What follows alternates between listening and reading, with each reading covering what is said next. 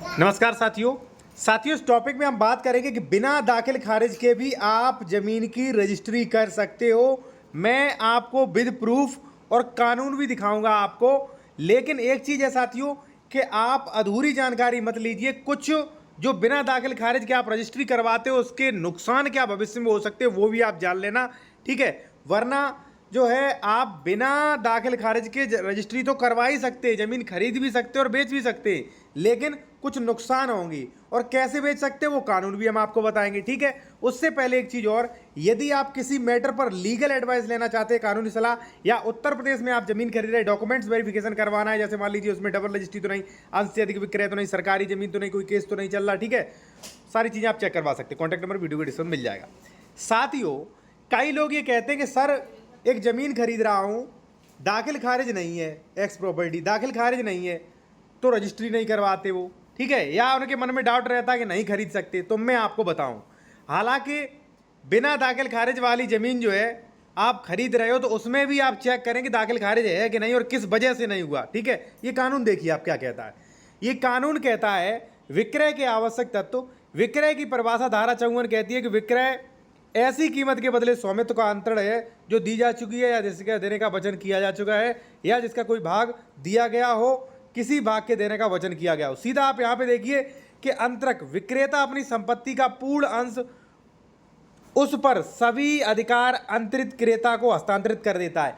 यानी कि साथियों ये एक्स प्रॉपर्टी, मान लीजिए आपका नाम बी है, ए ने अगर ये एक्स प्रॉपर्टी आपको क्या कर दी, रजिस्ट्री, ठीक है ना, रजिस्ट्री अगर कर दी तो प्रॉपर्टी ट्रांसफर एक्ट के अनुसार इस प्रॉपर्टी के सारे राइट्स, यानी कि सारे राइट्स, यहां पे आप देख सकते हैं, यहां पे लिखा है साथियों, देखिए अभी मैं आपको दिखाऊंगा, जो आप देख रहे हैं ना ये प्रॉपर्टी ट्रांसफर एक्ट ही है, ठीक है ना।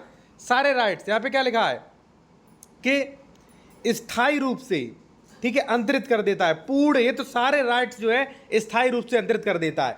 तो एक बात बताइए भाई, जब इसने रजिस्ट्री द्वारा सारे अधिकार ट्रांसफर हो गए तो फिर दाखिल खारिज कराने की क्या आवश्यकता है? बिल्कुल सही बात है, ठीक है। फिर एक्स प्रॉपर्टी है आप पे आ जाती है, आप बिना दाखिल खारिज कराए भी इस प्रॉपर्टी को किसी सी व्यक्ति को बेच सकते हैं, कोई रजिस्ट्री करने से आपको नहीं रोक सकता है।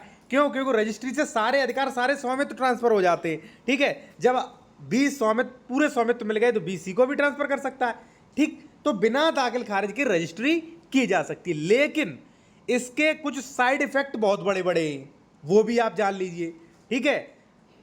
खरीद सकते हैं, बेच सकते हैं, कोई दिक्कत नहीं, हो सकता कोई भी दिक्कत ना हो, लेकिन कई मैटर्स में मैंने देखा है जहां पर बड़े बड़े फ्रॉड देखने को मिलते हैं, बड़ी बड़ी धोखाधड़ी या बड़ी बड़ी मिस्टेक देखने को मिलती है। वो क्या मिलती है, ठीक है।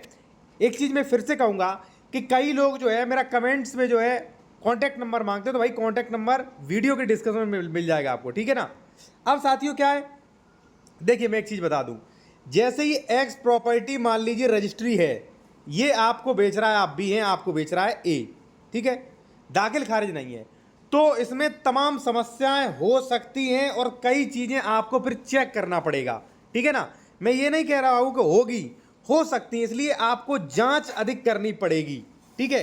कई जांचें जो है वो आपको देखनी पड़ेंगी साथियों, ठीक है। जैसे मान लीजिए हो सकता है किसी ने ऑब्जेक्शन लगा दिया हो, तो ऑब्जेक्शन चेक करना पड़ेगा 34, 35 में, ठीक है, ये चीज़ चेक करनी पड़ेगी।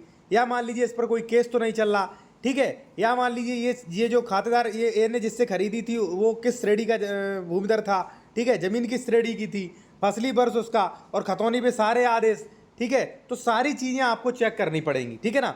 तो यानी कि मेरे कहने का मतलब है कि आप जमीन बिना दाखिल खारिज वाली खरीद तो सकते हैं, लेकिन मैं सजेशन दूंगा कि आप बिना दाखिल खारिज वाली जमीन अगर खरीद रहे हैं तो वहां पे कई चीजें आप चेक करिए, जो महत्वपूर्ण चीजें होती है वो आप चेक करिए।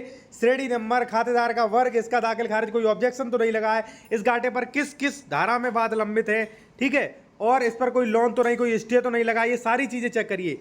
दूसरी बात, कई लोग कंफ्यूज रहते हैं कि भाई हम प्रॉपर्टी खरीद रहे हैं, कुछ जानते नहीं है, ठीक है, किसी अच्छे वकील से बात कर लें या किसी अच्छे ऐसे विशेषज्ञ से बात करें जो हमें सारी जानकारियां दे सके, कोई धोखाधड़ी ना हो। तो साथियों आप मुझसे भी अगर चाहें आप स्वेच्छा से तो आप लीगल एडवाइस ले सकते हैं। दूसरा, या आप साथियों डॉक्यूमेंट्स भी आप चेक करवा सकते हैं, जैसे मान लीजिए दाखिल खारिज नहीं हुआ तो इस पर कोई दिक्कत तो नहीं आएगी, ठीक है, वो चीज़, डबल रजिस्ट्री तो नहीं, अंश से अधिक विक्रय तो, जमीन सरकारी तो नहीं, कोई स्टे का आदेश तो नहीं, कोई केस तो नहीं चल रहा, ये चीज़ें आप चेक करवा सकते हैं साथियों। धन्यवाद।